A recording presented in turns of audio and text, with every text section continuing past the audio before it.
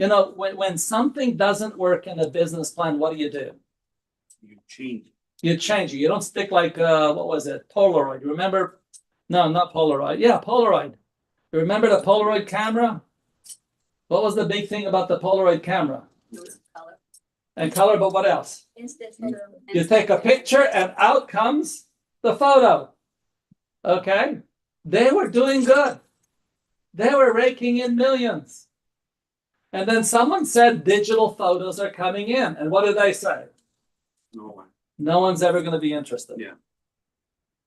So they did not invest in something different. They stayed with that and they went bankrupt. Okay. We're still doing things that just doesn't make sense. It doesn't work. If something doesn't work, what do? You change it. You change it. Okay. And so what we have to do is we got to change something. We got to change them into, we got to do something different. So it's a miracle that it's a miracle of God. He's keeping this thing going. Okay. It's not a human being keeping it going because we should not be able to keep it going. A lot of independent ministries who people compare us to, every single independent ministries that was existed 100 years ago no longer exists. Every single independent ministry that I remember as a kid no longer exists. Why? Because it's allowed. We're still here. Why? Because it's a miracle of God. God has a plan for us. But it's like with the disciples, they shouldn't have existed either, even for 3.5 years. Locked them up 10 days in the upper room, they would have killed each other if it wasn't for the special change that happened to them after the crucifixion. Okay, and then so when we're looking at Christianity, yeah, that's the miracle. So the miracle that we're looking at is that God wants to change us.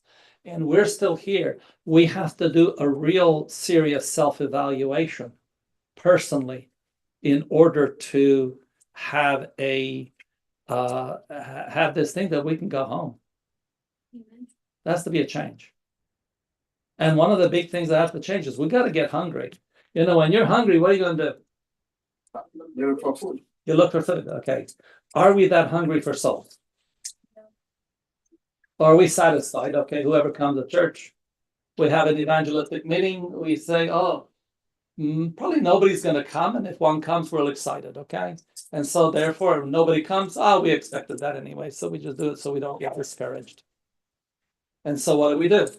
Do exactly the same thing next time. And guess what? It works. The same as last time. It doesn't. And so we have to change something. And it starts with that vision. You got to have the vision. And every single person that has a vision, that's what it starts with. You got to see something. You got to be hungry for something. And it's time for us to be hungry. I remember one time we had a youth convention up in Canada. And it was a whole week. By the end of the week, I was totally exhausted. I was absolutely exhausted.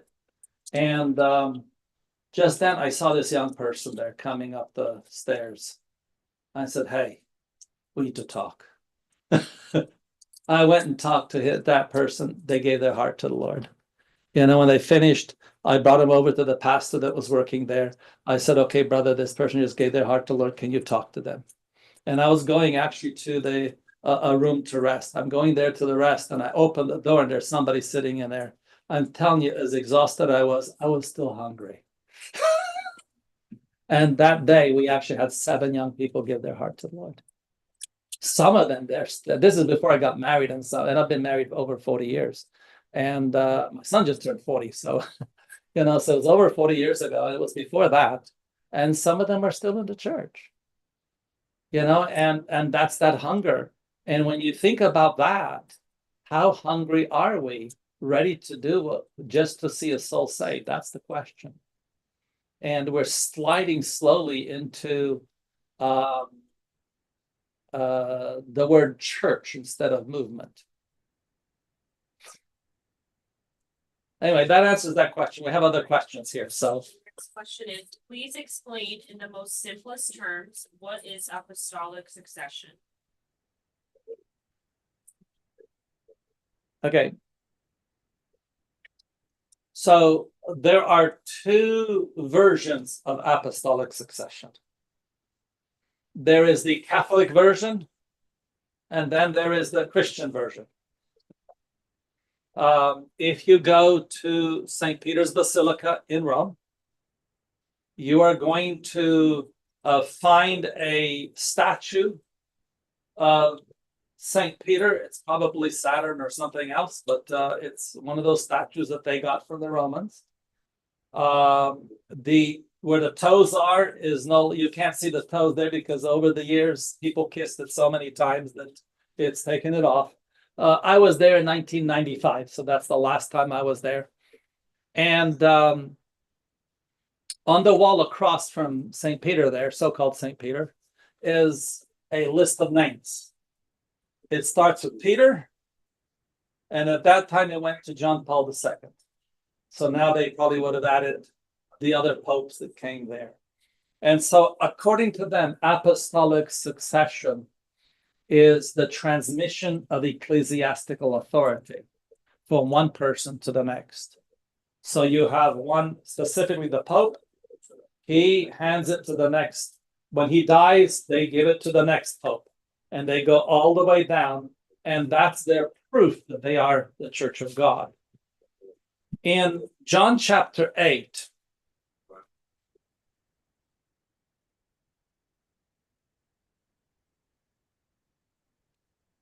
we have an important principle here. Verse 39. Next. John 8, verse 39. Okay. They answered and said unto him, Abraham is our father. Jesus said unto them, if ye were Abraham's children, ye would do the works of Abraham. Okay, so here the Jews claim to be the children of Abraham. And Jesus says, if you are Abraham's children, you're actually going to do the works of Abraham. And later on, he even says that they are from their father, the devil. In the book Desire of Ages,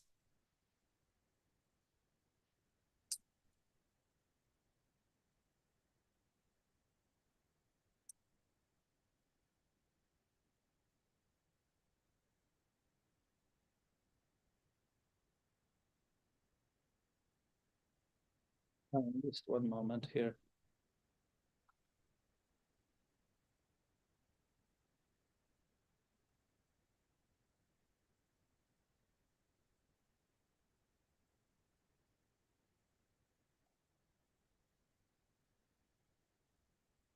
The Pharisees had declared.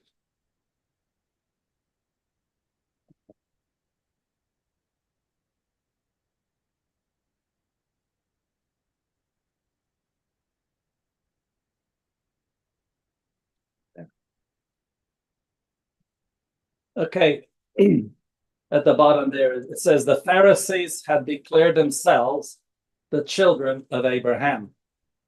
Jesus told them that this claim could be established only by doing the works of Abraham. The true children of Abraham would live as he did, a life of obedience to God. They would not try to kill one who was speaking the truth that was given him from God. In plotting against Christ, the rabbis were not doing the works of Abraham. Now notice the next part here. A mere lineal descent, lineal meaning lineage, a mere lineal descent from Abraham was of no value. You can move it, just move it, move the thing, just do to the right at the bottom, and it'll move it along. Just like you're turning the next page.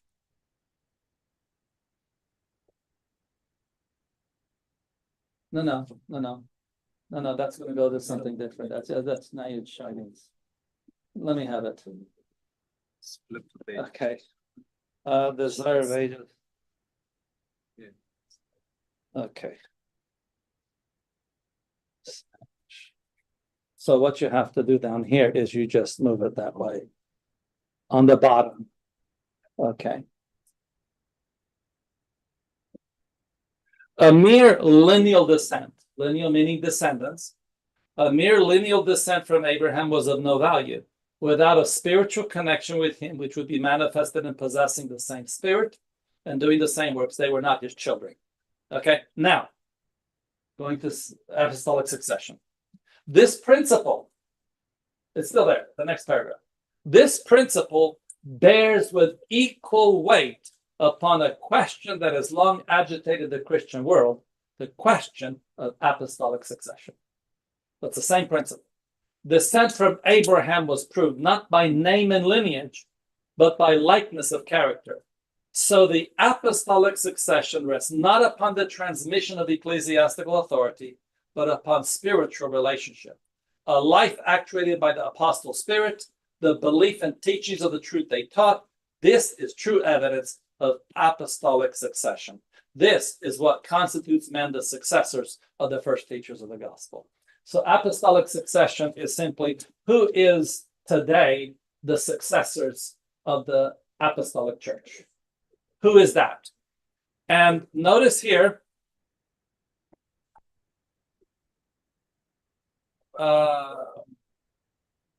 it's not by name or lineage. When someone starts telling you, we have the right name, if that's the best you got, that's already proof that it's not. Your proof cannot be, you can have the right name.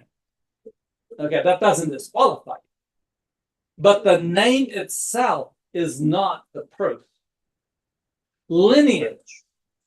We are the ones that we can trace our lineage to the early ones. That's not proof. Is it beneficial? Yes. The fact that I'm a third generation reformer, is that beneficial? Why not? Right. You actually. No, but is that beneficial? My question was. I'm not talking. Does that prove that I'm the right thing? Is it beneficial? Come on, man. I'm. My grandfather and grandmother they stopped eating meat before my dad was born. Yeah, that's My mom and her mom. My mom was 12 years old when she gave up the use of meat. Is that beneficial? Sure it is. Does that alone make me the child of God? No. Okay, but is it beneficial? Absolutely. That's why when we have children, we want to give them the best, don't we? Best lifestyle, best everything. Okay, it's beneficial, but that's not enough. So what proves apostolic succession? First of all, it's the apostolic spirit. Okay, the attitude of the apostolic church, the belief and teachings, in other words, the doctrinal teachings of the truth. Okay, so the attitude and doctrines, that's what makes it the gospel church. And so what we have to look at is what is the genuine Bible teachings of the apostles, and that's what we have to have today. That's what makes it the church of God. Is that clear? The next question is, does God the Father have a physical body?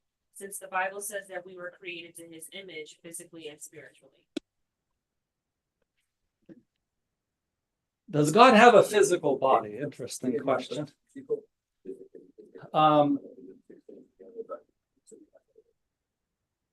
For this, I'd like to go to Hebrews.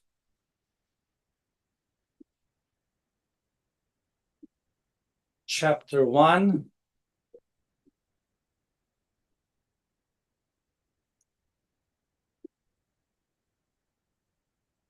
Verse 1 to 3.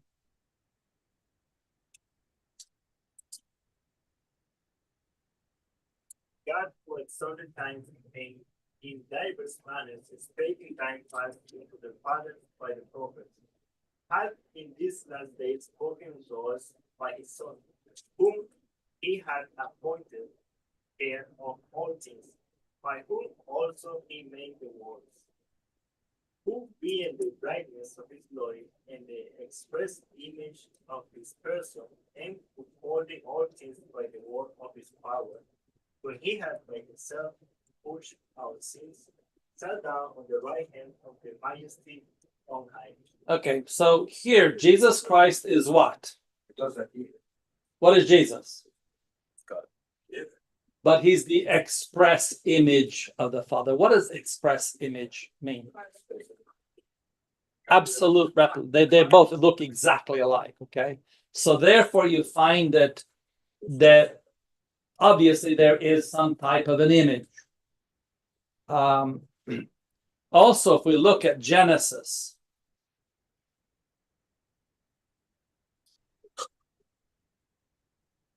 chapter 1, verse 26 and 27. And God said, let us make man in our image, after our likeness, and let them have dominion over the fish of the sea, and over the fowl of the air, and over the cattle, and over all the earth, and over every creeping thing that creepeth upon the earth. So God created man in his own image. In the image of God created he him. Male and female created he them. Okay, so we are created in what? We're made in the image of God. Okay, so if we're made in the image of God, then what is he? Does he have an image? Yes. Notice in volume 8, 263, God is a spirit, yet he is a personal being, for man was made in his Image. So clearly there's some type of an image there. What kind of an image? I don't know, but clearly we are made in his image. So therefore God has to have an image. And if you say, okay, this is Jesus actually speaking, because it actually is Jesus in this context. He was the actual creator, and Christ is the express image. So therefore, it doesn't matter which way you look at it, God does have an image. Clear? Next question. The 144,000 is still a very controversial topic among SDA believers. Many believe the number is symbolic, while many believe it's a literal number. If that number is a literal number, what will happen to all the millions of Christian believers who are sincere in their Christian experience living in these last days? It's actually two questions there. One is about it being a literal number. The other is what happens to those who are not there. All right. We're going to read Revelation chapter 7. Verses 1 through 4. And we're going to assume that this is symbolic. A symbolic 144,000, okay? Let's assume that. All right? So let's read this. The context is what? Symbolism, right? So, and after these things, I saw symbolic four angels standing on the symbolic four corners of the symbolic earth, holding the symbolic four winds of the symbolic earth, that the symbolic wind should not symbolically blow on the symbolic earth, nor on the symbolic sea, nor on the symbolic tree. And I symbolically saw another symbolic angel ascending from the symbolic east, having the symbolic seal of the symbolic living God. And he symbolically cried with a symbolic loud voice to the symbolic four angels to whom it was given to symbolically hurt the symbolic earth and the symbolic sea, saying, symbolically hurt not the symbolic earth, neither the symbolic sea nor the symbolic tree, till we have symbolically sealed the symbolic servants of our God in their symbolic forehead. And I symbolically heard the number of them which were symbolically sealed, and they were sealed a symbolic 144,000. Does that make sense at all? No. Okay. So first of all, just putting it in there just doesn't make sense. Yeah, when I first heard the issue of symbolic, I read this thing and it's like, you're doing a lot of twisting and turning to make that symbolic. Okay. Understanding some symbolical things do become literal. For example, the lamb. The lamb is used so many times, so frequently as representing Jesus Christ, that you can actually have the word lamb in the middle of literal terminology. Okay, certain things just become that way. Okay, and you can see that in the book of Revelation. Here, clearly, we're talking about the earth. It's judgments upon the earth. Even though we say, in one sense, symbolic four winds, but we know they are actually what? Winds coming from the four directions. That is what is understood here. And so, therefore, that does not make sense. Let me look at something else. In volume 3, Testaments for the Church. Sorry, before that. Let's go to Kings.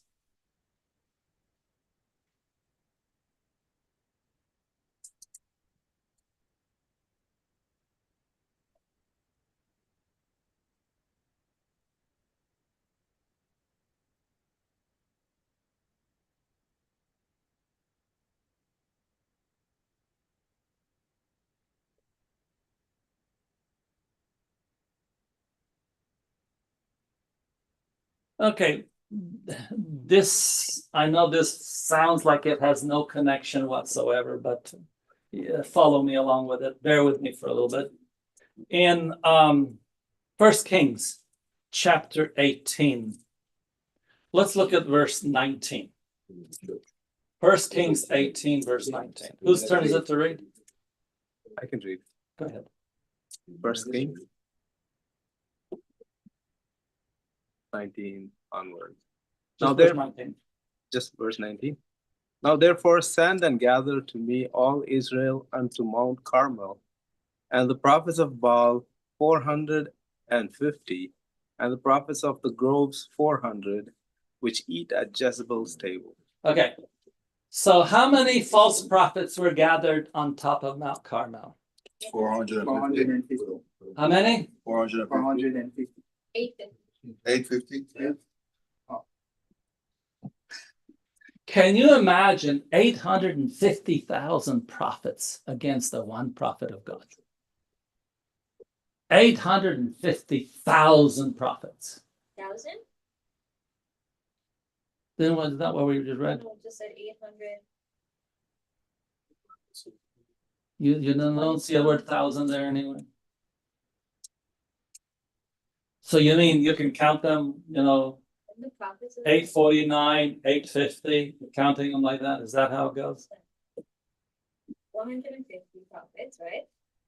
Prophets of Baal were 450, and the prophets of the groves. That's 400. Okay, all right. Is that clear? 850? Mhm. Are we said not 850 million or anything like that?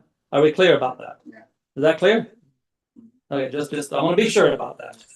Okay. Now in volume 3, Testaments for the Church.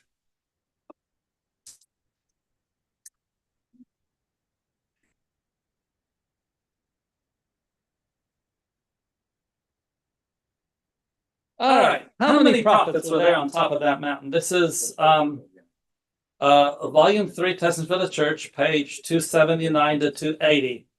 Who can read that first sentence there for us? Next, Brother Ron. Jezebel's prophet. Just read that one sentence. Jezebel's prophets, 850 in number. Yeah. Read more. The sentence, the whole sentence. Like a regiment of soldiers prepared to battle, march out in a body with instrumental music and imposing display. Oh, okay. So how many prophets were there? 850. And how do you clarify that that was literal? Is it number? In number. So 850 in number means what?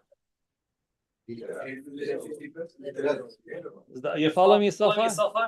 Okay, so now the key verse is early writings.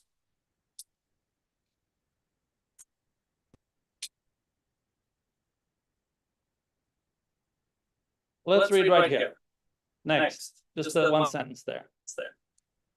The living saints, 144,000 in number, you understood the voice, while the wicked thought it was thunder. Okay, so what does it say here? In number. So far we can see that the word in number is used for what?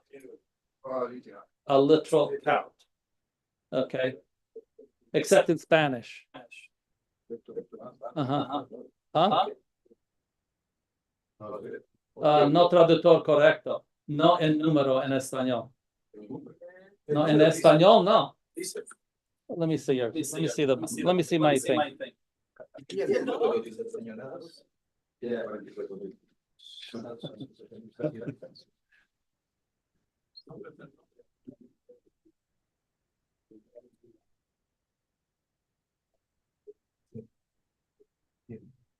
Y oí el número de los señalados, el número No, I'm talking about in early writings. 74.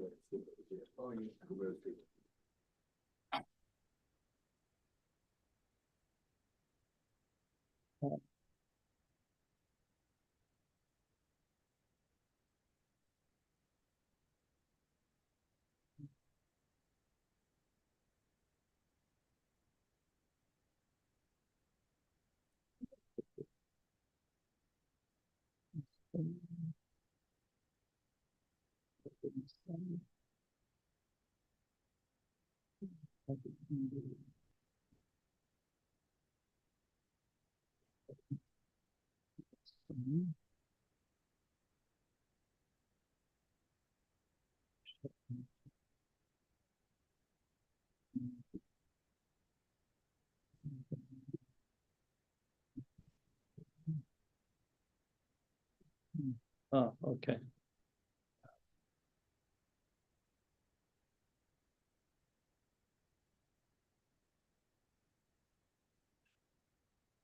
Yeah. Okay, it's up here. 144, the living saints. Los vivientes reconciliados. The voice. Okay, read there. Los 144,000. Read that. Read that in Spanish at the bottom. Los 144,000, ¿qué es? Los 140,000 santos vivientes reconocieron y entendieron la No in number. No dice no. Okay. So what we find here, Lo que notamos es if you were to do a search in the spirit of prophecy of the words in number as a group there, you find 208 references. Not many. That means you can look them all up very quickly. And you will see that the words in number is always referring to literal number. It's not symbolical. So, when Christians refer in number, Jews converts in number, increase daily, the number daily. Okay. During the time they enjoy seeing their children, 8 in number, all converted and gathered into the fold of Christ. How many? 8 in number. So when you look at the statement there, in number, first of all, it means literal. It is possible, and in my studies, I have to leave that in as a possibility. When Jesus, remember that the young man who had 2 fish and 5 barley loaves. How many people were fed that day? Actually, close to 20,000. It didn't include men. I mean, it didn't include women and children. Okay, so sometimes, but there's still the 5,000. So we still that group, including women and children, are included in the what? In the 5,000. They're not some other group. They're the 5,000, but they're counted that way. Okay, so it's possible that 144,000 in number is talking about not including women and children. That's possible, and it's a number. No, that's always been. No, I'm shocked because I asked that question and then you just. She hasn't even read it. Oh. And then you just. I didn't know that was your question there. That must have come later because I didn't see that question in there. But the Adventism has always had that from the very beginning. Some reformers eventually took that idea out, but that has always been, you're talking about New Testament counting. So it's regardless of that, they're still part of that number. A woman that was there is still part of that number. The woman is still part of that number, but is not counted as that. Okay, but she's still part of the 144,000, and they have all the privileges, just like all those women and children. They ate the bread. Okay, they ate the food. Okay, they're part of that number. It's just the way they're counting. Okay, so that's immaterial whether it's that or not. So to me, that doesn't matter. It's still a small number, no matter which way you slice it. Okay, just like when the children of Israel left Egypt, how many were there? 680,000, but that's not including women and children. If you add women and children, you're getting close to at least 3 million people that are coming out. Since God never changed and since God cannot change, and it's always been like that in the Bible, can it possibly be that, women are not counted in the 144,000, but we will be among them? Women and children? If it wasn't for another Bible verse, I would agree with you. Okay. There's a Bible verse in the New Testament that kind of, I'm not sure. So that's why I left it as a possibility. Okay. And that is Galatians 3, verse 28. Can you read it for me? Yes. There's neither Jew nor Greek. There's neither bond nor free. There's neither male nor female, for ye are all one in Christ Jesus. So that verse kind of gives some different mentality to it. Okay, so, and it's not the only verse, it's just the first verse that come to my mind. So therefore, it's possible that they are included in the number, or they could be included in the number only de facto by they're in that group. They have to have the same requirements and everything else, but it's actually a larger number than just as we counted there. Okay, so I just leave that, that's as far as I go. Okay, so the next part of the question. Okay, so read the second part of the question now, because is this part clear? Okay, Yes. now we go to the next part of the question. So what will happen to all the millions of Christian believers who are sincere in their Christian experience living in these last days? Okay, so first of all, let's understand what is sin. When is sin accountable to you for being sin? When you know. When you know it. Okay, so let's read verse 17. Go ahead, Adina. Therefore to him that knoweth to do good and do it not, to him it is sin. Okay, it doesn't mean that it's not sin. It just means God doesn't account it as sin. And we need to understand that.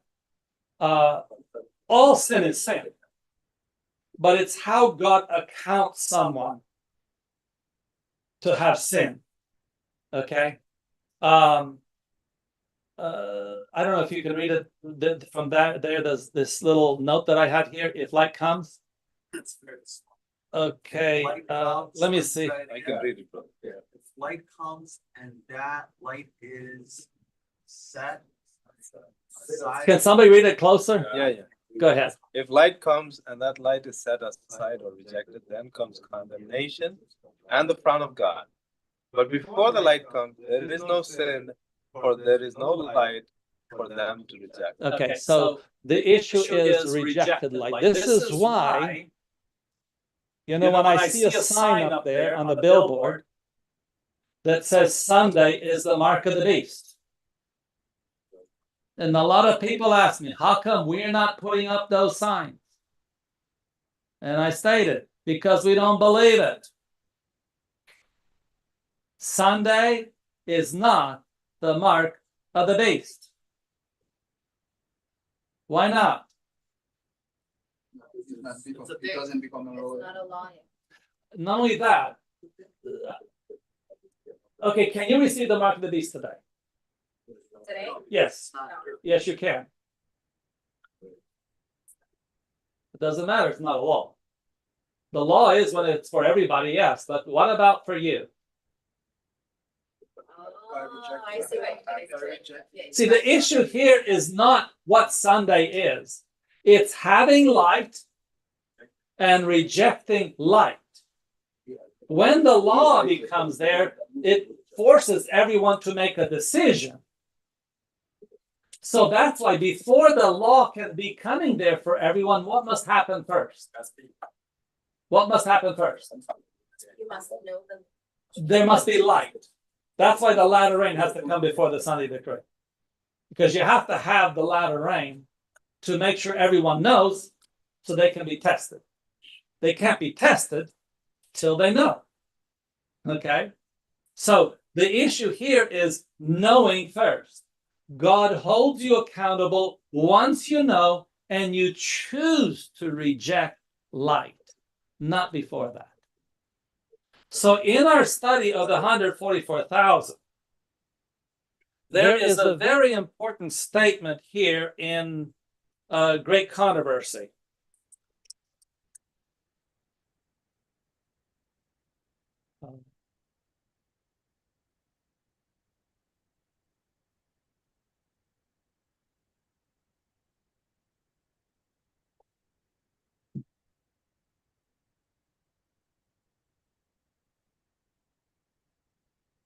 All right, let's start with the word graves here. Can you read that one then? Good. Okay, start with graves and go on down to kept his law, about halfway down. Okay, graves are opened, and many of them that sleep in the dust of the earth awake, some to everlasting life, and some to shame and everlasting contempt. And now listen carefully. All who have died in the faith of the third angel's message come forth from the tomb glorified to hear God's covenant of peace with those who have kept his law. Okay, so who is resurrected at the special resurrection? Those who died on the third angel's message, No, who have kept the law. those who died In faith. in the faith Yes. of the third angel's message. Okay, we know and this is a great mistake a lot of people make. They think, oh, the third angel's message began when? So whoever does not get sealed is lost. Wait a minute, that's not what it says. Those who died in the faith of the third angel's message. That means that there are people who have died without knowing the third angel's message. You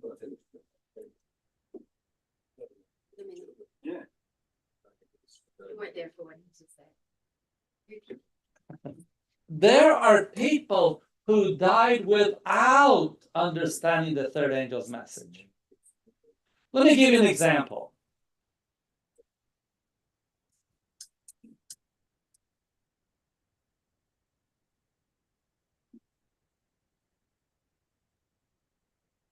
Of someone who died after 1844. Oh, come on.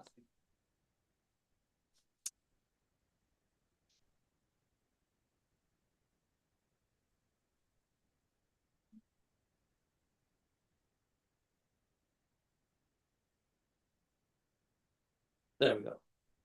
Speaking of William Miller. Let's start here again. God suffered. God suffered him to fall under the power of Satan, the dominion of death, and hid him in the grave from those who were constantly drawing him from the truth. Moses erred as he was about to enter the promised land. So also I saw that William Miller erred as he was soon to enter the heavenly Canaan. In suffering his influence to go against the truth, others led him to this. Others must account for it. But angels watch the precious dust of this servant of God, and he will come forth at the sound of the last trump. So, is William Miller going to be saved? Yes, Did he die during the time of the period of the third angel's message? yes, Did he accept the third angel's message? no, Was he sealed? no, Is he going to be saved? yes. Okay, that's a perfect example there. So that means that there are many people who don't understand the third angel's message at all.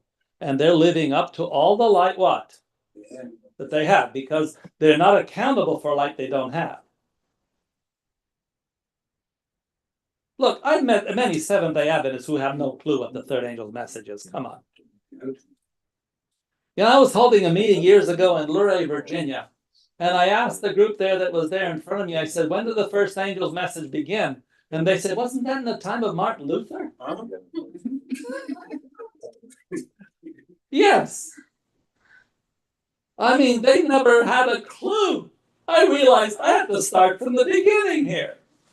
When I went to do the work, start to work in St. Lucia, brethren told me there's about 60 people you need to baptize there.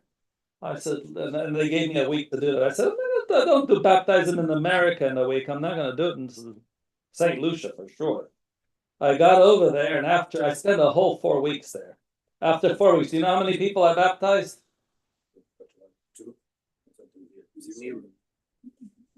The ones that were serious. I asked them a simple question. What happened in 1844? They said that's when Adventism began. What else happened in 1844? No clue. Can you explain to me the 2300 days? No clue. They had no clue of three angels' messages. Just because they're disgruntled with Adventism doesn't make them ready for the reform. And so we then basically started with basic Adventist teachings. The rest of the time I spent there was just basic Adventism to help them understand who we are. And then I left them with videos and stuff to watch for two months. And then I went back, and when I got back, we had a baptism of 2 people. We're ready, and I spent another month there, and at the end of that month, we baptized 4 more. One sister, it took her about 5 years, so I went back and we baptized her too. There were other people working there in the meantime, but you know, I just happened to be back when she was ready. But the point is, just there. So there's many people. Look, I work with a lot of people. You go, somebody calls you to a bedside of somebody dying. They don't know these truths, and you go to the bedside. Okay, before you die, let me tell you about the Sabbath and the sealing and. Be serious. Okay. What do? You lead them to the foot of the cross to accept Jesus as their personal Savior. You know they die in the faith. They'll be saved. They accepted Christ at the very end. Did they die in the faith of the third angel's message? No. Will they be saved? Most probably. I mean, I don't know their intimate thinking, okay, obviously, but if they are actually honest in what they did, yeah, they'd be faithful, okay, they would be saved. We give out the book, Steps to Christ. Millions and millions of people saw the book, Steps to Christ. They accept Christ as their personal Savior. They have no clue about all these other things. Nobody ever teaches it to them. Are they going to be saved? Absolutely. If they accept Jesus Christ. So yeah, there's going to be millions of people saved since 1844. But not those who knew and understood the third angel's message. And there's one more thing, those who could have known. So there are people that should have been able to know the three angels' messages. Yes. It says that Sister White says 144,000 living saints. I mean, because from what I've learned, I've learned that 144,000 in 1844, and I'm like, that's a small number. But then when I looked at it, it says 144,000 living saints. Daniel chapter 12. Correct. So let's just go back to that statement. We need to understand the context. The context here.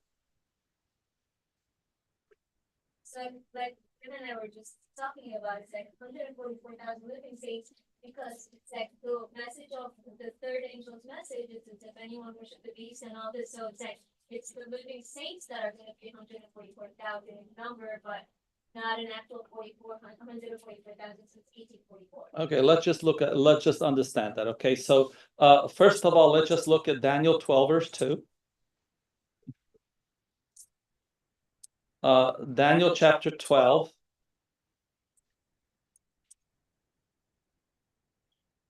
Verse 2. Whose turn to read? Next. I think it's. And many of them that sleep in the dust of the earth shall awake, some to everlasting life, and some to shame and everlasting contempt. Okay, so what we find here is that there is a resurrection. In this resurrection, there's how many classes of people? Two. Some to everlasting life and shame and everlasting contempt. Okay. Who are the ones that are to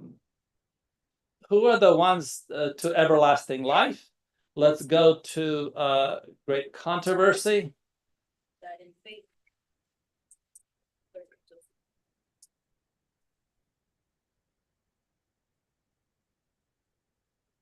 So we just read Daniel 12:2.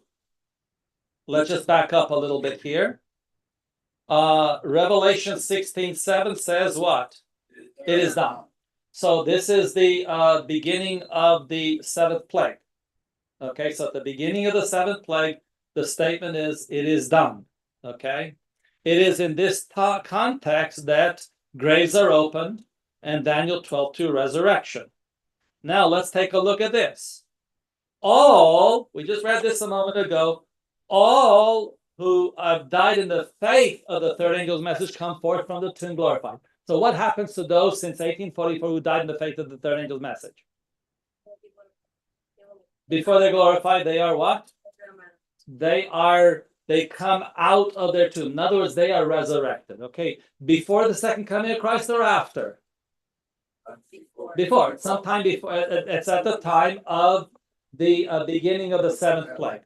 Okay, question is, why are they resurrected? Okay, so they are resurrected to hear the covenant of peace. So are they going to hear the covenant of peace? Yes, because they're resurrected for that purpose, right? Okay, so now let's take a look. Okay, when does that happen? Okay, so that must happen afterwards. So we find there in great controversy.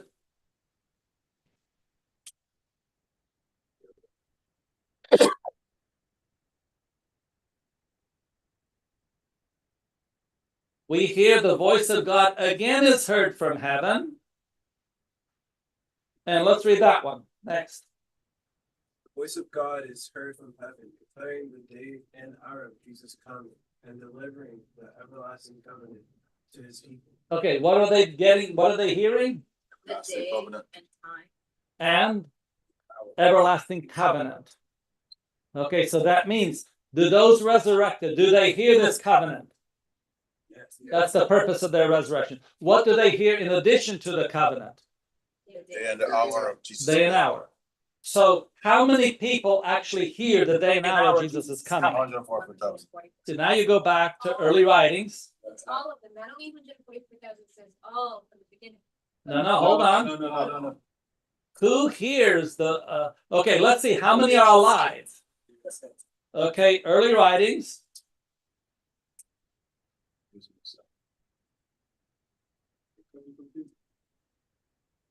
It says in, right here, soon we heard the voice of God like many waters, which gave us what? Day and the hour. Day and hour Jesus coming. Who hears the day and hour Jesus coming?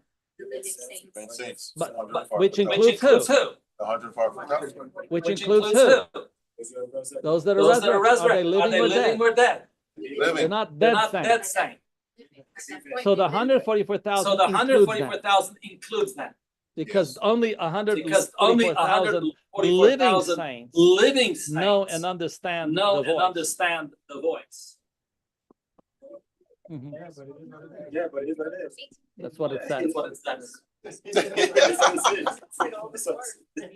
Salvation is So if we would actually start studying, so what we need to do is study what is qualified to be part of the 144,000. Then the question is not going to be the small number. It's going to be, where on earth is God going to find that many? Yeah.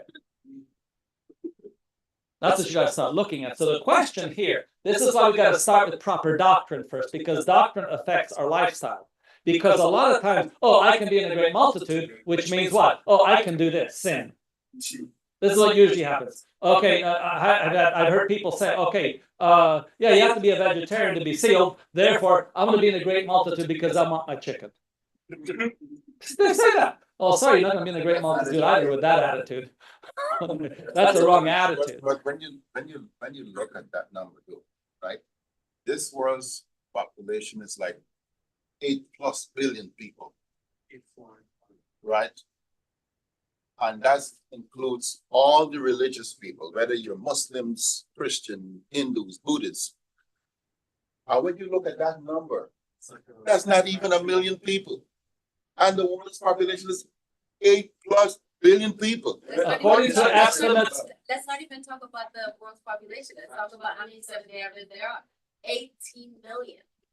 okay, let me give you some different statistics. Okay, so according to different statisticians, they figured that the population pre-flood was larger than today. The population of the world? Wow. Yes, because you had each generation, they didn't die. Like, imagine a person 1,000 years ago still alive, or nearly 1,000 years ago still alive. So if you take a look at all the people nearly 1,000 years ago to still alive today, what would happen with our population? We overpopulate. It'd be way higher. Okay, and out of that entire population, how many went on the ark? Wait, are you sure the And world? what did Jesus say? As in the days of Noah, so 140,000, pretty big. So the world, the antediluvians, they were more in population than now? Apparently, that's what the different ones calculate, because they're all living. The problem is that they're not dying. Yeah, exactly. Our problem is we're dying out. And they had a lot of kids when they. Yeah, they had a lot of kids, and they're not dying. They're not dying. Okay. They didn't have issues with fertility. They didn't have any of that. They just kept having more kids, and they're not dying. Okay. No, but what happens is, what happens with your population number? They just wouldn't die. I mean, look. I mean, my grandfather was one of 12. They're all dead. Okay, and that's what, 100 years ago. I mean, imagine all of them still alive. Not just 100 years ago. Let's go back 900 something years ago. And if you look at anything like that, you know, the lifespan, I mean, the one guy died, and he was a youngster, he was 777, but he died just before the flood. Okay, the rest of them were 800, 900, whatever else. Okay, so when you're dealing with centuries of people still alive, okay, then you have a huge number of population. That's how they got the population figures. This was a huge number of people. Okay, and it was 1,656 years after creation. So you're dealing with a full 1,000 years there of people alive at the same time. 1,600. Approximately, give or take a couple numbers. But if you take, like, for example, Adam was so-and-so when he bore Seth, and then you take that number, and then Seth was so-and-so when he had the next one, and you take that number, it comes to 1,656. I love numbers. and historical stuff. Okay, so the comparison here, as in the days of before the Noah, you know, you're looking at a very similar picture. So you're talking about billions and billions of people, only 8 got into the ark. And not even those 8 were right. You know, now there are some that died just before that, okay? So you understand something too, that some people are not going to be part of the 144,000 that will be saved. Methuselah ended up being saved, but he died the year of the flood. Lamech was 777. He actually died the year of the flood. If you look at that thing, he died the same year that the flood was. And the spirit of prophecy says some people of age like that, God put them to sleep. Then how old was Noah when he got on the ark? Was what, 600? How old was Noah when he got in the ark? How old was Noah when he got in the ark? Yeah. And Noah lived for I don't know how many years, so he died. Noah would have died sometime, I think, in Abraham's time.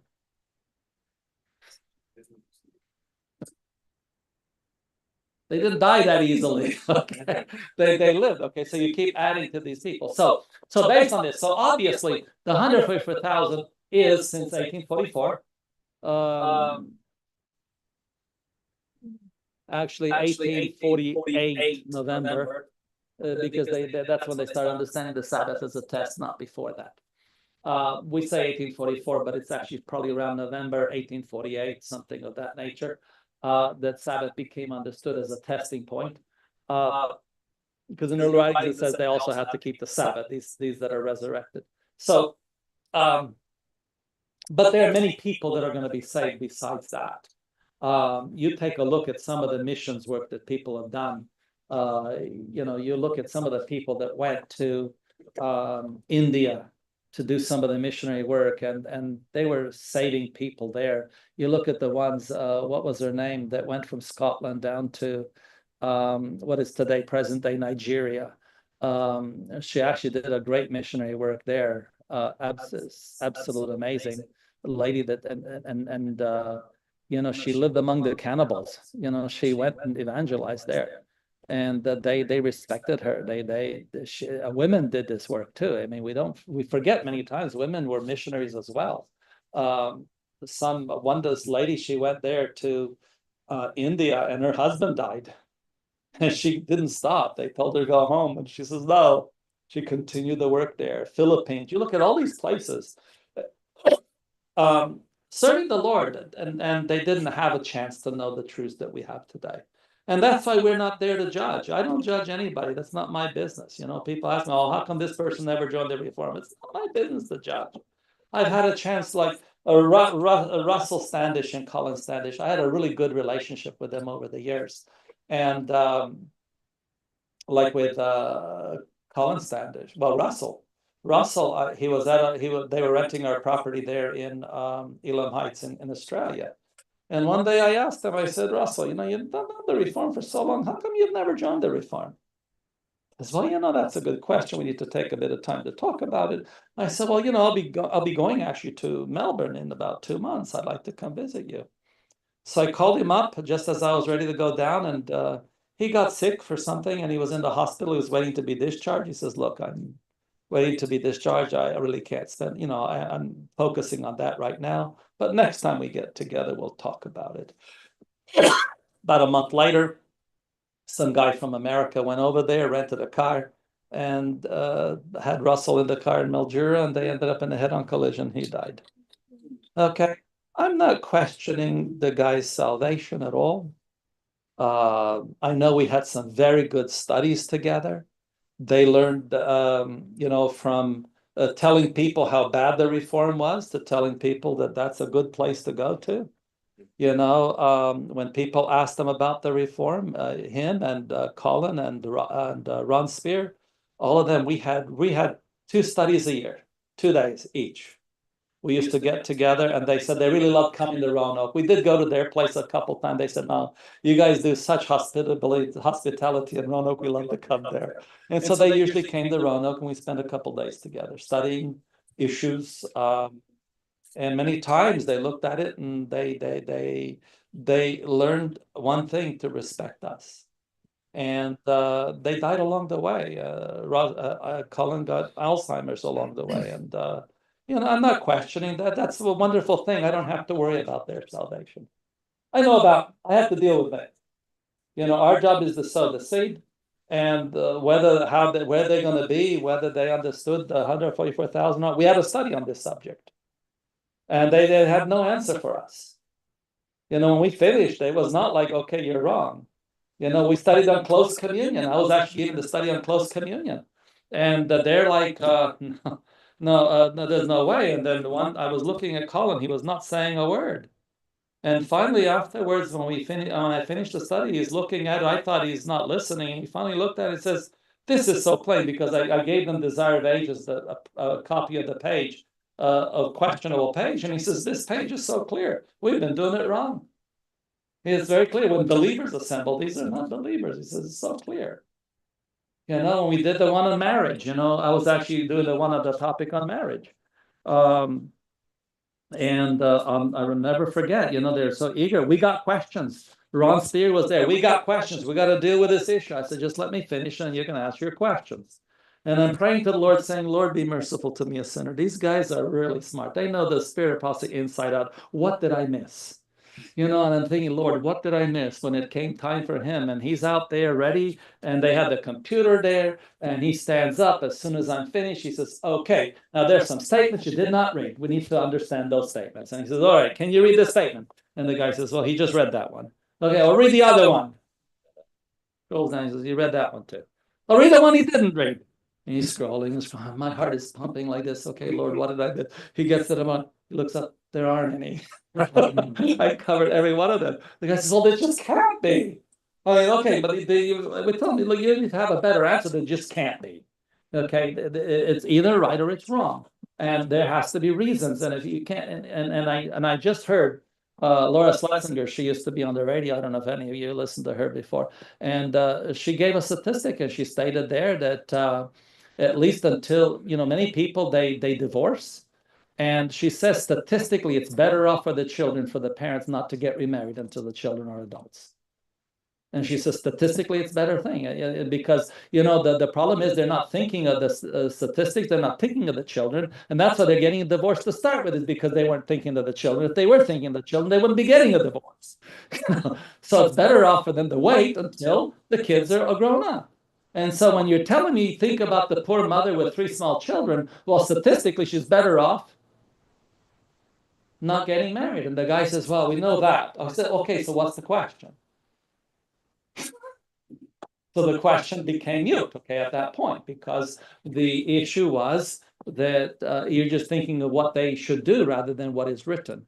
And so so these people, you know, from what I remember, they were taking their steps, they were getting closer, and the problem is age crept up to them, like William Miller. We had those meetings when they were much older already. And so now, as they were, like they told us one time, they said, we go to the Adventist church, we have nothing in common with them, and yet we believe they're the church of God. We come to you guys, and you're like our brethren. So, well, something should tell you something about that. And they said they just loved it when they came. And sometimes they had a meeting they went to Silver Spring just a few days just before they came to us. And they said, we have nothing in common with those guys. We have everything in common with you. You know, and so we know that we were getting closer.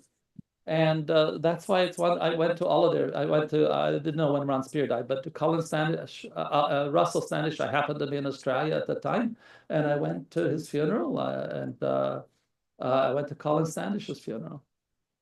These were people that we were very close to. What has happened, and that's a wonderful thing. I'm not a judge, but when we all get to heaven, we'll have a chance to see those who are not there. We'll get a chance to see why they're not there. Things of that nature. But one thing is clear, based on the spirit of prophecy, the 144,000, the sealing began in 1844. There's 144,000 living saints that are going to be at the second coming of Christ after the special resurrection. There's only going to be that many people waiting for the second coming of Christ. We know those many things. That's what we know for sure. Any other questions? Is there a follow-up or another one? No. The second part. I know. Just quickly, we're not going to cover that list, so we're going to get. In the third angel message and in the large multitude? No. Those who know and understand the third angel's message. The problem is you can't be, if you know and understand the third angel's message, you can't be in a great multitude. No, you have to understand it. You can't. So what about people that belong to other faiths? Do you think they would be saved? They don't understand it. There's a lot of people that don't have the opportunity. And like I said, I don't class Seventh-day Adventists generally, not everybody, but generally, I don't class them knowing the third angel's message. Not every. Majority of Seventh-day Adventists have no clue. One sister, well, she's up there in Massachusetts anyway. She went to the Adventist church for the very first time. She goes into the Adventist church. They asked who would like to get baptized, and she thought, yes, I'd like to get baptized one day. And they took her up front, took her out back, and they baptized her the same day she came in. Okay. She was baptized that day. Okay. Then they made her Sabbath school superintendent the next week. Yes. And after a while, she just got sick and tired of the stuff and kind of left all that. And then she kind of got in touch with Sister Arnaud. They became friends, and then they started doing their little separate meetings. And eventually, one of our brethren from Martinique came over there, and he then began to visit with them, and we started our group there in Miami, okay? And then I started visiting over there, and now, of course, with the reform, then she went to the other extreme. She took years to make her decision. So I told her, come on, okay, I understand that was quick, okay, but it doesn't mean you got to drag it on forever either, you know. So eventually she got baptized. But the thing is that, you know, did that person know the third angel message? When I had that group there in Luray, and they had no clue when the first angel's message even began. They knew nothing about William Miller and all that stuff. When I went to St. Lucia, had no clue what the 2300-day prophecy was all about. No clue. And these were serious Adventists who they were not dumb people. They just never were exposed to it. So once you have a knowledge and a thorough understanding of the three angels' message, the place for us is the sealing of the 144,000. And if we can't make it in the 144,000, therefore there's no hope for us. Just understand something. To be part of the great multitude means that you've given your heart fully to Jesus Christ as your personal Savior. Yeah. It's no different anywhere else. The only difference is the amount of information that you know. So if Martin Luther was here today, he would be here among us. Okay, why? Because this is the amount of light that we have. So being in the great multitude does not excuse sin. It still requires 100%. Surrender to Christ as their Savior. It doesn't matter where you are, it requires that. So the great multitude is not some easier way to be saved. Okay. It has nothing to do with it. So, rejecting the light. Rejecting light is the issue. Is the mark of the beast. Is the mark of the beast. That's the issue. That should be our battle. You see, so that's the problem here. We're not dealing with, oh, it's easier to be part of the great multitude. The great multitude has surrendered their life to Jesus Christ as their personal Savior. If they're in a Baptist church, they're getting persecuted for being what they are. That's what they're getting. They're getting, how come you got to be so strict? How come you got to, well, I gave my heart to the Lord. That's what it means. So understand something. You know, the 144,000 have a privilege, yes. But it's a privilege because they know all these things God has given to them. They have given their heart to the Lord 100%, and God's giving it to them. And if a person sits there and says, oh, don't tell me this, I don't want to be held responsible, you're already responsible. If you're rejecting light, I don't care what it is. If you're a Baptist and you're rejecting light, you're not going to be saved. You have to be willing to accept light in whatever form God gives it to you. And accepting the light is being obedient to the light. With loving the light too, not just loving the light and being because I know a lot of people that are obedient, they hate what they're doing. They're strict, they're living all this stuff, but they hate it. This is terrible, you know. Yeah, that's not real obedience. That's just compliance. And there's a difference between compliance. You know, I remember, I used to study with these guys, they believe that you have to have this fuzz underneath your chin, otherwise you can't be saved. The men have to have a beard. And, well, back then I wore a beard. Okay, so, and I explained to them that that's not a point of salvation. And the guy says, I don't understand you. You enjoy wearing a beard, but you don't believe it's a matter of salvation. I hate wearing a beard, but I have to have it to be saved. You're miserable. There's some Adventist people though, right? Who knows about the changes message? And their position is, well, if I don't make it in the 144,000, I'll make it in the great multitude. What would you say to those people? Many of them have no clue what the third angel's message is, and that's why we study with them. So the thing is, I study with people the truth, okay? I don't judge them. I study with them. And if they give me the opportunity, we're going to start studying the truth and they'll understand it. If they don't want to study, that's their problem between them and God. I'm not responsible for everybody under the sun. God is. And so we move on. Let's next question. I think this will be whatever last, if not the last. Says, if Adam didn't feel sad about being alone, would Jesus have created Eve? If Adam didn't feel sad about being alone, would Jesus have created Eve? Oh, if Adam wasn't sad. Well, again, we need to understand one principle here.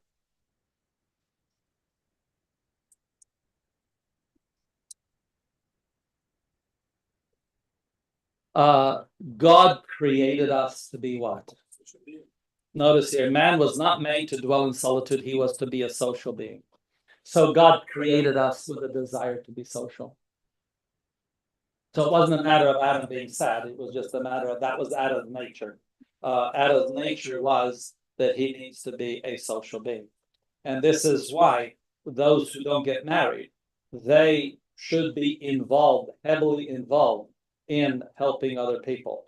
Otherwise, they start losing the reason for their existence. Next question. One more, and then I think they're good questions.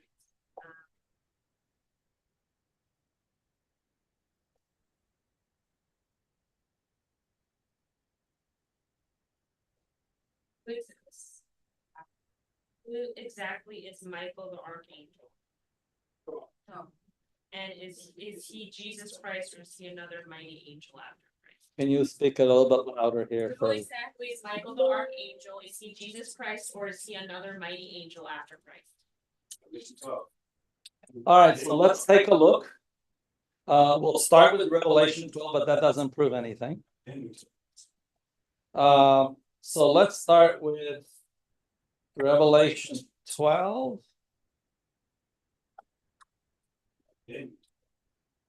Revelation 12, verse 7. So who can read that for us? Revelation 12, verse 7. And there was fought in heaven, Michael and his angels fought against the dragon, and the dragon fought and his angels. Okay, so you find here that Michael was what? The archangel? He was in charge of the angels, right?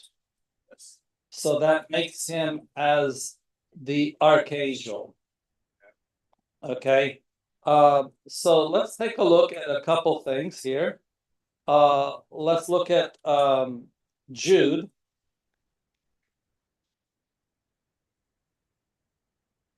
Jude identifies him as the archangel. So let's read here. Who's next? Yet Michael, the archangel, when contending with the devil, he disputed about the body of Moses, durst not bring against him of writing accusation, but said, the Lord rebuked thee. Okay, so Michael is who? Jesus Christ. The Lord. It's not what it says.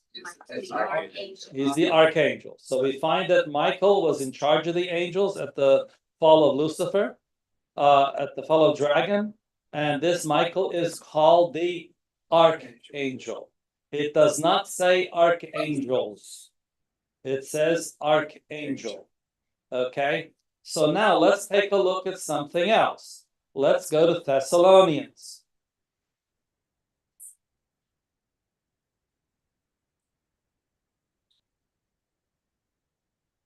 First Thessalonians 4 and verse 16. How is there going to be a resurrection? Whose voice does the resurrection? Let's look at verse 16. For the Lord himself shall descend from heaven with a shout, with the voice of the archangel, and with the trump of God, and the dead in Christ shall rise first. So what we find here is whose voice actually does the resurrection? The archangel. What's the name of the archangel? Michael. Michael. So Michael is the archangel, and it is his voice that resurrects the saints at the second coming of Christ. Okay, So now we need to go to John chapter 5. John chapter 5. Let's see whose voice is the voice of the archangel. John chapter 5.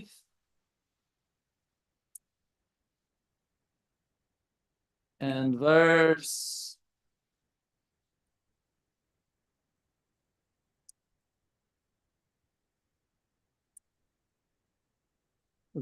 25 to 29. 25 to 29. Who can read it? Verily, verily, I say, the hour is coming, now is when the dead shall hear the voice of the Son of God, and they that hear shall live. For the Father hath life himself, so hath he given to the Son to have life himself, and hath given him authority to execute judgment also, because he is the Son of Man.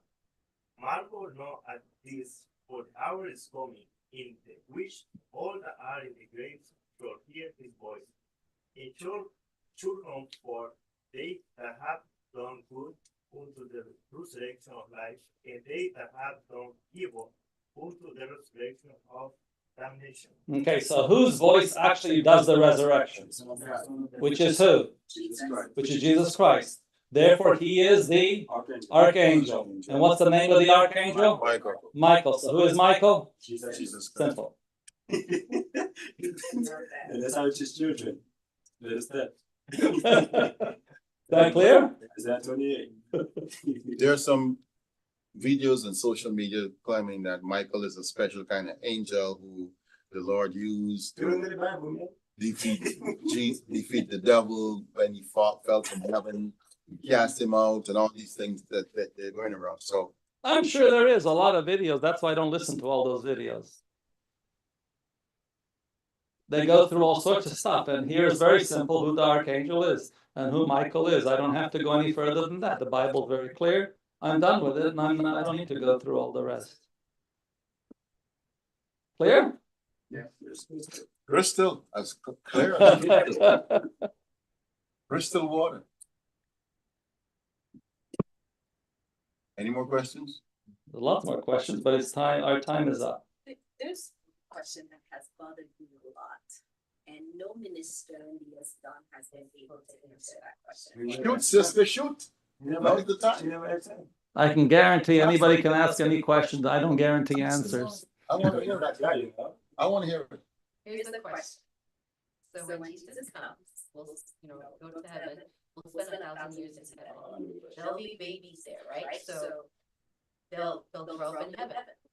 Now, when we come back to earth, everyone will be at least 1,000 years old.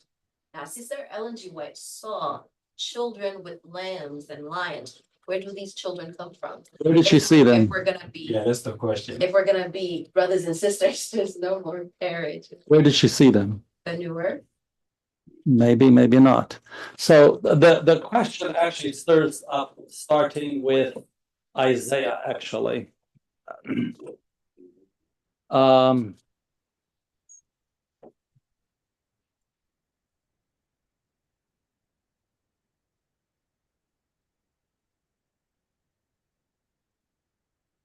Let's go to Isaiah.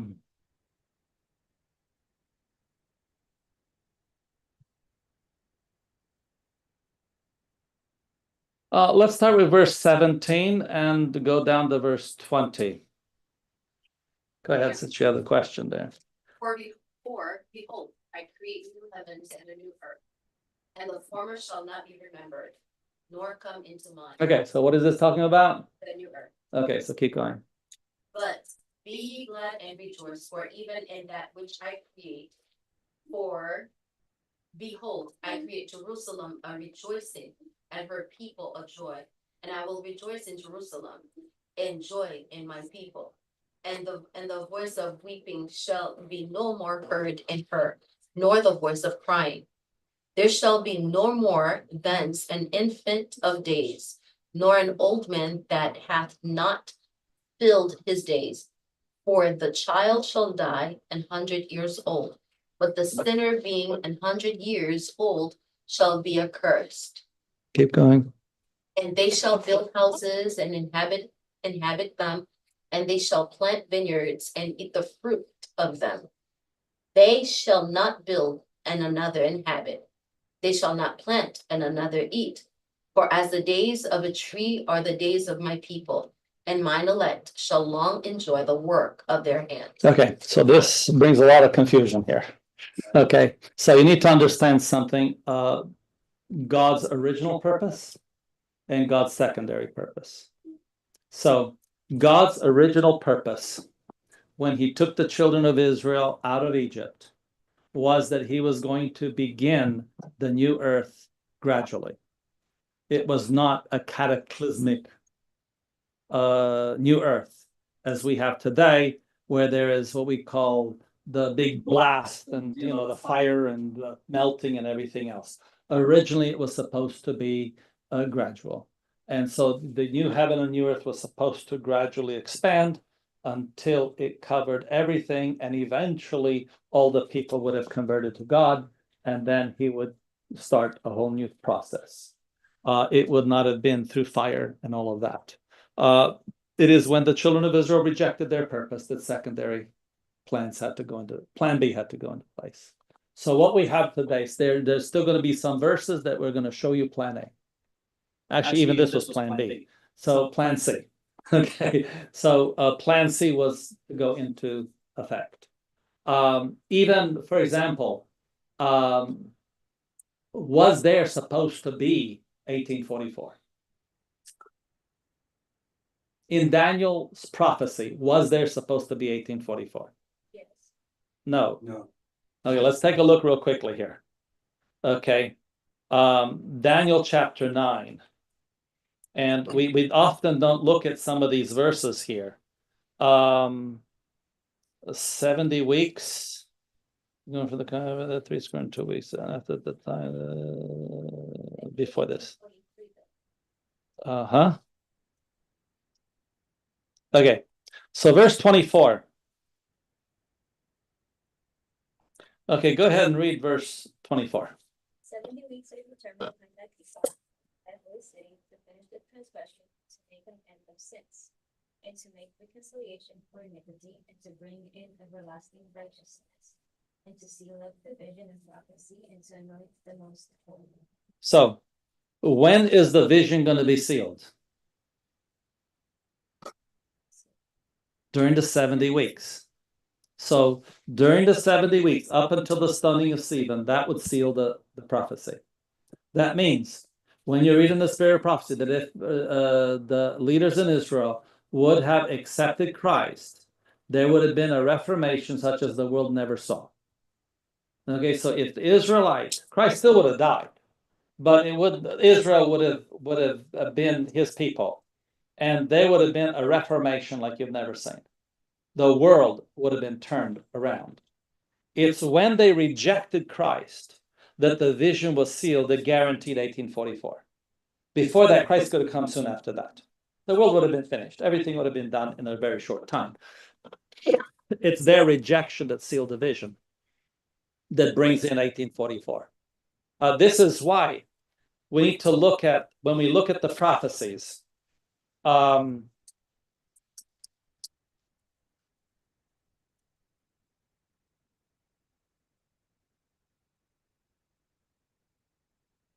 let's just read this paragraph here. Who can read that? The angels of God. The angels of God in their messages to men represent time as very short. Thus, it has always been represented to me. It is true that time has continued longer than we expected in the early days of this message. Our Savior did not appear as soon as we hoped, but as the word of the Lord fell, never. It should be remembered that the promises and threatenings of God are alike conditional. That means everything's on conditions. So the 2300-day prophecy was based on conditions. The 70 weeks is going to guarantee what's going to happen at the end. If they accepted Christ, they didn't need 1844 anymore. It would have been done much earlier. So the plan of God has always been dependent on certain things to take place. And in this particular case, it was dependent on Israel. And so God's original plan was with Adam and Eve was that they're faithful and that's it. Cain would have been never would have gone through that extent. But because they ended up going that way, then you had the antediluvian world had to be destroyed by flood. Then you had the plan with God with Abraham and his people. When they went into Egypt, there was never God's plan for them to go to Egypt, okay? It was because of their rebellion against the law of God that they had to go into Egypt, okay? So they go into Egypt, brings them out of Egypt. They were supposed to have the second coming of Christ right then. That didn't work out. So then God started having next plan, which was the plan with a gradual thing with Isaiah and all those prophecies. But they didn't pay attention to those things, so it has to go to a different plan. So some of the statements that you have regarding the children in the Bible, even dying at 100 years old, okay? You're not going to have any more infant deaths, but you're going to have them dying at 100 years old as a child. That would have been in the what they called the new earth at that point. But it was not the final new earth. That was part of the plan along the way. But now we've come to a different state altogether. We finished 1844, and now we look at all the other prophecies put together, and it's going to be a cataclysmic end instead of like God planned. And so cataclysmic or apocalyptic is the term they use today, even though apocalypse does not mean that. Apocalypse simply means revelation. But they have used the term to mean the destruction of everything. So the statements about Sister White with the children, I remember them in heaven, but I don't remember them back here at the end of the 1,000 years. But there's a question that I always get that you never was able to answer. Oh, I promise this that. That's what I When said. Cain killed Abel, right? When Cain killed Abraham? Abel. Oh, Abel. Abel, not Abel. That's what I heard. You know, the Lord, in his love and mercy, still showed Cain love by protecting him from anybody harming him. And if Cain was afraid people harm him, but then that was just, they were the only people in the world by then. And if they were the only people in the world, who was he afraid of? And second question, when the sons of God did meet. By the way, you said one question. So the one question, no, just the one question, we'll close. The fact is they had a lot of kids. But it did mention in the Bible at that time that Cain had kids. Adam had kids. That was kids. Adam had kids. He didn't have only Cain and Abel and Seth. But that's after. But at that time when he just killed Abel, who was he afraid of? Who was out there? Adam had kids. He just said it. Adam had kids. He multiplied. The Bible didn't There mention were a lot of people. the world. Back then, there were a lot of people. Adam had kids. He's not satisfied. There are a lot of kids. That question. They were kids. He was going to be afraid of kids killing him.